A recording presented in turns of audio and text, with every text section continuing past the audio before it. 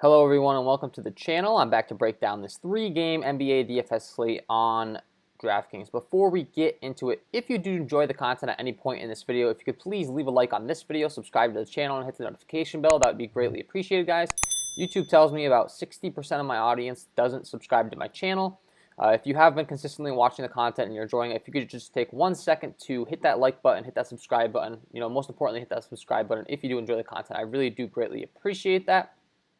And then if you are interested in some further content from me, I do offer an NBA DFS package over here on Patreon where you can get access to my premium NBA projections, my NBA data sheet, my player stats, my team stats, my play context stats, my core plays, my injury impact insights, and my NBA Discord chat access. I've been playing daily fantasy sports since about 2016. I have been a member of these other big sites that offer tools for about, $30, $40, $50 a month. And I've put together something over there that I know it features all the things that they offer with the projections, the data sheets, and all that stuff at a much more affordable price tag. So that's the goal over there, alongside creating a community where we can talk about our top plays, some informative players, and, get to know each other and be able to help one another out. So I have recently partnered with Thrive Fantasy, had a meeting with the marketing team over there, and things went really well. So I just wanted to point out their app. I think they're doing some great things, and you can get a 100% deposit match when you deposit a minimum of $20 up to $50. They'll match you up to $50 instantaneously, guys. The app is really, really cool. They do offer, guaranteed prize pools and similar contests based on player props, and the competition's a lot less than, DraftKings and FanDuel, where you have all these sharks out there and stuff. It's a great little app if you're looking to get an edge in DFS. And I'm really excited to be partnering with these guys. So go ahead and check that out. You can go in here, check out the lobby. They do offer contests. How it works is you just go in, you enter.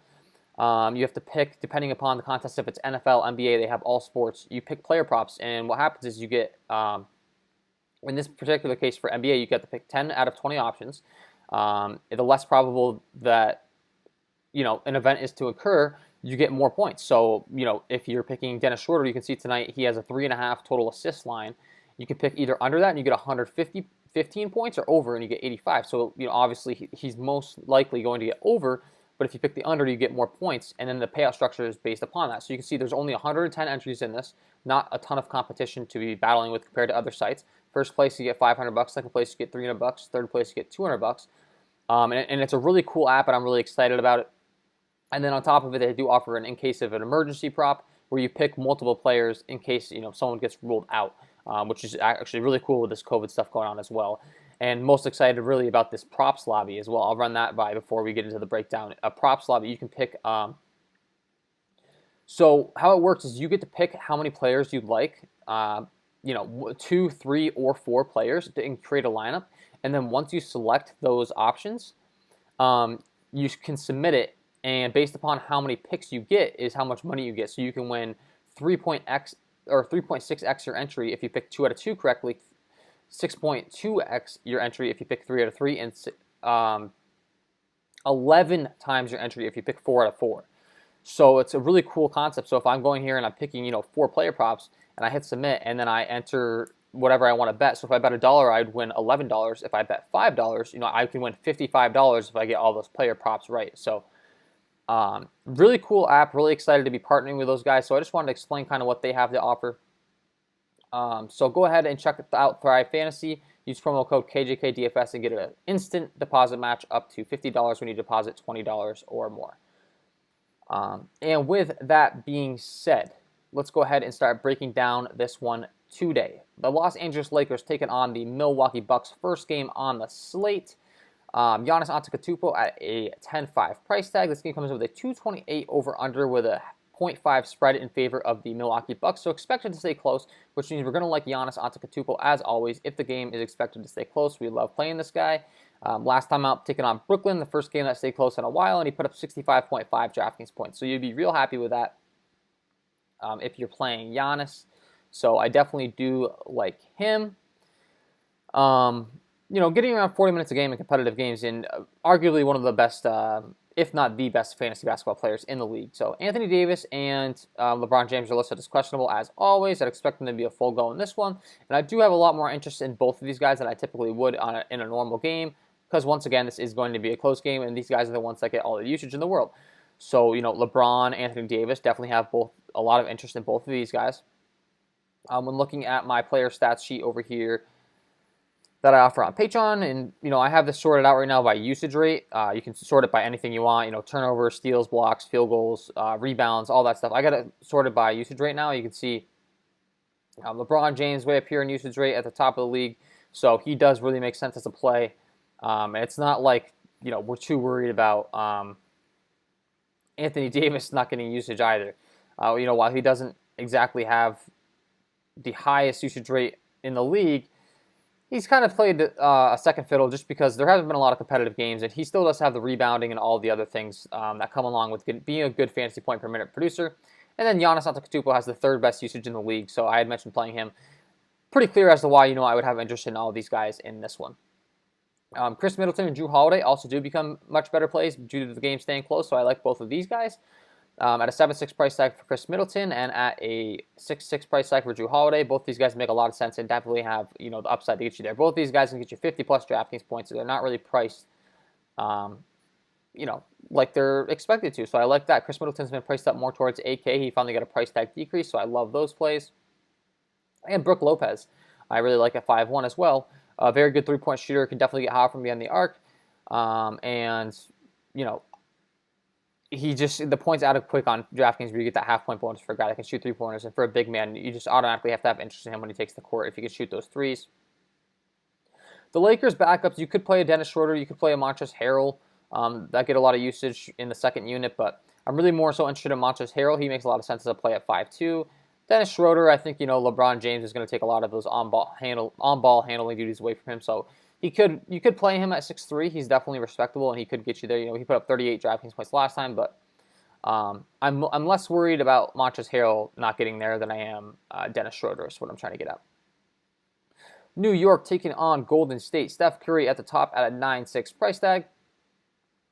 This game comes in right now with no total, no spread, so we don't really have any information as far as that's concerned, but we know that both of these teams aren't exactly, the best defensive teams in the world. I don't really think that this game's going to have the highest over-under, but it's only a 3-game slate, so we're really looking to lock in on the guys with the usage and the guys with the minutes. So the top 3 guys priced up in this game, for obvious reasons, are the guys you look at the target at.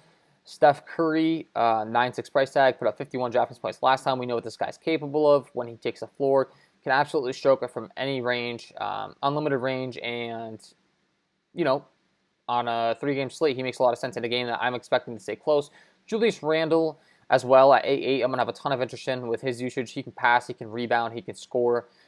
This guy legitimately has triple-double upside every single time he takes the floor, and definitely double-double upside at the minimum. So you get those bonuses on DraftKings for that. You got to like him. RJ Barrett, same rule applies to him. Both these guys are getting around 40 minutes in competitive games, all the usage on the offense. So RJ Barrett and Julius Randle are the ones that I'd be looking to, alongside Mitchell Robinson and Elfrid Payton. It's really these 4 on this team. It's pretty obvious where you're going. I do prefer Julius Randle and RJ Barrett greatly to these 2 guys, but these guys aren't priced as highly, and they both get minutes and usage. And then Alex Burks is questionable, but he does look probable. So he's been sidelined since December 27th. He's expected to be available. And I'm guessing, he's been out for a while, so he's not going to get a full run here, probably around like 20 minutes or so. So could he get you there at this price tag? Yes, absolutely. And is he a little bit of a sneaky play on a small slate? I think so. Just don't expect him to get his full run like he was getting before that injury. And James Wiseman is an interesting play as well. At only 4.5, this guy could definitely have a big game for you at that price tag. He put up 33 DraftKings points last time taking on San Antonio. I'm not worried about the New York front court defense.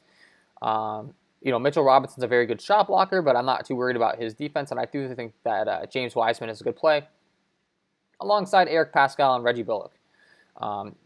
These 2 guys as well make a lot of sense. Reggie Bullock's going to get a lot of minutes, and he can shoot it from behind the arc as well. He's getting 30-plus minutes a game. At a 4.3 price tag, he makes sense. And that's really who I'd be looking to in this one. Austin Rivers is questionable.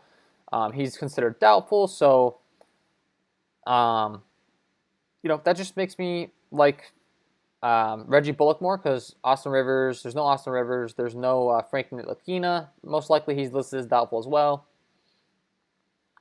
So I like Kevin Knox maybe at 3.2. Could be a sneaky play. getting around like 10 minutes a game, but it's mostly Reggie Bullock, quickly, and Alec Burks, of course, but he will be limited. So that might make my appeal to playing a quickly a little more sneaky, because he's 4-1 and Alec Burks isn't going to be a full go, so I like them. Moving further along to the New Orleans at Utah game. Brandon Ingram at the top at an 8.5 price tag. This game comes in with a 217.5 over and 1 under with a 6.5 point spread in favor of the Utah Jazz. So expected to be a pretty slow paced game, which honestly is going to make me not really have a ton of interest in these pay-up options in Brandon Ingram and Donovan Mitchell. Brandon Ingram continues to be priced mid 8K to 9K, and this guy's putting up like 30 DraftKings points a game. That's just not going to get it done for you. So he's an easy fade for me. Donovan Mitchell put up 42 DraftKings points last time. Could he get you there again to like 42? Yeah, he did get a price tag decrease though. So he was at mid 8K, so I might have a little more interest in him than I have in the past. It'll be interesting to see how my projections grade at the end of the day. If you are a Patreon member of mine, keep an eye on those projections, because especially on a 3-game slate, we're going to dial those in and really want to be playing the guys that are multiplying their price tags. Zion Williamson at 7.7 makes the most sense, in my opinion, on the New Orleans side. Not priced up as much as Brandon Ingram, has the highest usage outside of Ingram, so I like him. And then I do like Mike Conley and Jordan Clarkson, as always. Both these guys are getting a ton of usage in their offense and aren't priced up, like a Donovan Mitchell. So these guys make sense at 40-plus fantasy point upside and priced at, low mid 6K range. And then Lonzo Ball and Eric Bledsoe are really interesting options in the low 5K range. Lonzo Ball was limited last time in his return. If he continues to see increased minutes, he makes sense. And same thing for Eric Bledsoe at 5.3. So those would be the guys I'm looking to. And lastly, you could play JJ Redick at 3.5. Hope he gets hot from behind the arc. He makes sense as well. And you can play a Bojan Bogdanovic. He would be the last guy that I'd mentioned on the Utah side, getting a lot of minutes. And when he does get hot from behind the arc, he can get you a lot of fantasy points real quick. Typically speaking, he's very, very scoring dependent. So you're really going to need the scoring out of him. But if he does get scoring, he can literally hit 10 threes in a game, and he makes a lot of sense as well. So that is my overall breakdown of this 3-game NBA DFS slate on DraftKings. Before I let you guys go, I got to give you my lock of the night. Let's get into it.